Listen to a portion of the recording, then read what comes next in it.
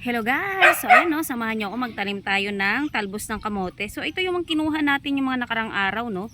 So itatanim natin para naman na mas dumami lalo at syempre makapagbigay din tayo sa iba no. Yan, makapagbigay tayo kay kumari ng talbos.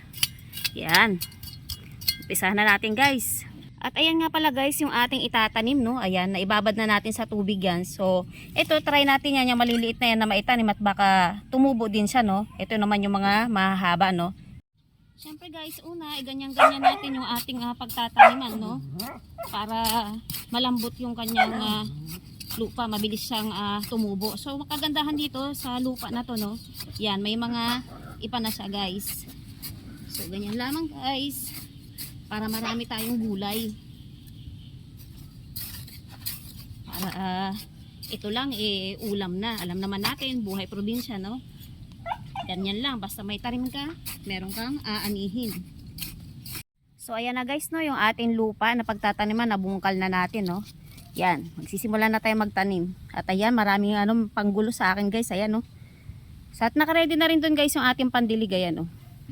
Para after natin taniman, didiligan na natin. So ayan guys no, magsisimula na tayo magpunla ng ating talbos kamote. Ayan, yung mga panggulo ko, tinan mo, sasali din. Yan, si Bingo guys. Hi! Welcome to my vlog!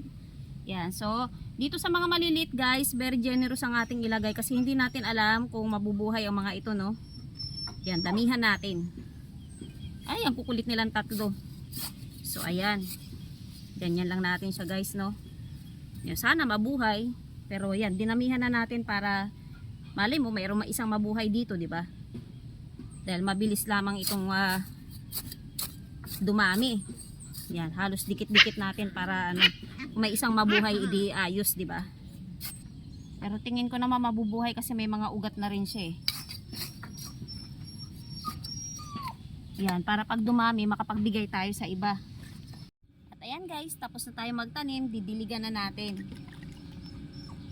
Yan, diligan natin para yan ang pinakasilbing mabuhay yung kanyang ugat no.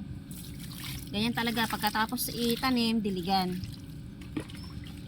Para yan ang buhay niya, pagkain niya yan, tubig. Yan, di ba?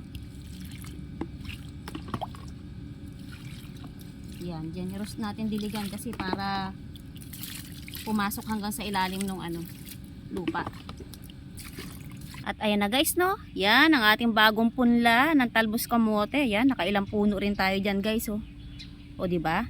At syempre bibiskitahin natin yan after 1 week guys. Tignan natin kung ano na ang itsura nila after 1 week no.